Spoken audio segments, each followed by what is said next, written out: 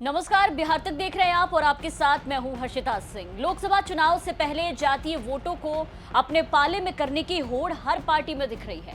लोकसभा चुनाव से पहले नीतीश कुमार लगातार अपनी पार्टी जेडीयू को मजबूत करने की कवायद में जुटे हैं। साथ ही देखिए कि बीजेपी का खेल खत्म करने के लिए एड़ी चोटी का जोर भी लगा रहे हैं और इसी को लेकर के बिहार के मुख्यमंत्री नीतीश कुमार ने प्लान भीम तैयार कर लिया है। बात कर रहे हैं हम भीम संसद की, जिसके तहत नीतीश दलित और महादलित को अपने पक्ष में करने की कोशिश की। बीते दिन 26 नवंबर को आपने देखा कि जेडीयू की तरफ से भीम संसद का आयोजन किया गया, जहां पर जेडीयू की रणनीति में इस बार विशेष तौर पर दलित और महादलित को अपने पक्ष में करने की कवायद शुरू की है। इसकी जिम्मेदारी नीतीश कुमार ने अपने भवन निर्माण मंत्री अशोक चौधरी को सौंपी है। ऐसे में अब सवाल है कि भीम संसद ही क्यों? आखिर नीतीश कुमार को भीम संसद की जरूरत क्यों पड़ी? नीतीश आखिर दलित को ही अपने पाले में करने के लिए क्यों बेचैन है? अब इसके पीछे आपको बता दें कि इसके पीछे कई वजह है। पहला तो ये कि एलजेपीआर के राष्ट्रीय अध्यक्ष चिराग पासवान और हम के संस्थापक जीतन राम मांझी के निशाने पर बिहार के मुख्यमंत्री नीतीश कुमार हैं। दूसरा 2020 का विधानसभा चुनाव, जहां आपने देखा कि 2020 के चुनाव में चिराग पासवान ने एनडीए के साथ रहकर लड़ रहे जेडीयू के विरुद्ध उम्मीदवार दिया और नीतीश कुमार के राजनीतिक कद को छोटा कर दिया। इसके अलावा नीतीश कुमार के द्वारा शीतकालीन सत्र में जीतन राम मांझी पर दिया गया वो बयान जिसको भूला नहीं जा सकता है। नीतीश कुमार ने जीतन राम मांझी पर विधानसभा में जो टिप्पणी की, उससे दलित के बीच काफी फजीहत हुई। नीतीश कुमार की एक अलग छवि बनी दलितों के बीच।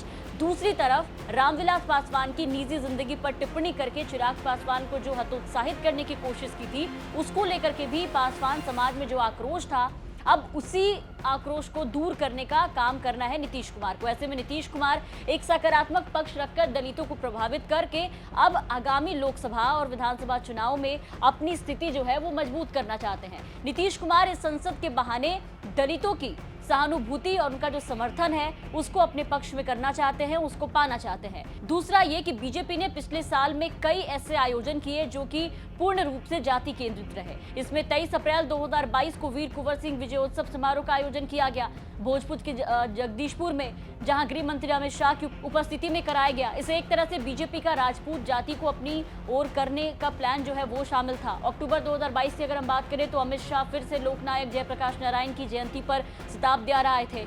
इसे भी जेपी के बहाने बिहार के कायस्थों को साधने की बीजेपी की रणनीति का हिस्सा देखा गया।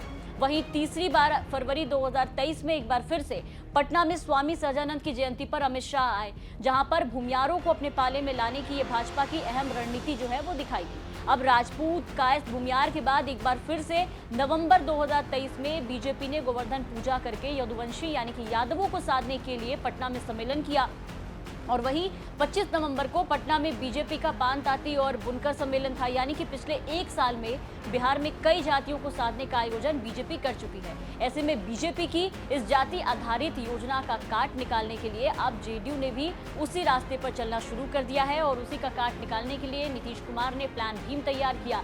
जेडीयू ये आयोजन एक साथ बिहार के किस प्रतिशत आबादी पर पकड़ मजबूत करने की जुगत में है। नीतीश सरकार की जाति सर्वे रिपोर्ट के मुताबिक बिहार में एससी 19.65% और एसटी 1.68% है। वहीं जेडीयू भीम संसद से दलितों को साधने के साथ ही जीतन राम मांझी, चिराग पासवान और पशुपति पारस दलित राजनेताओं को भी झटका देने की तैयारी में है। हालांकि नीतीश कुमार भी भीम संसद से नीतीश कुमार को कितना फायदा पहुंचेगा ये तो आगामी लोकसभा चुनाव और विधानसभा चुनाव के दौरान पता चलेगा। फिलहाल भीम संसद को लेकर के यही कहा जा रहा है कि बीजेपी के ताबड़तोड़ जातीय सम्मेलन के विरुद्ध जेडीयू की दलितों के बीच पैठ बनाने की एक मुहिम है। बिहार की तमाम खबरों के लिए बने रहे बिहार तक के साथ।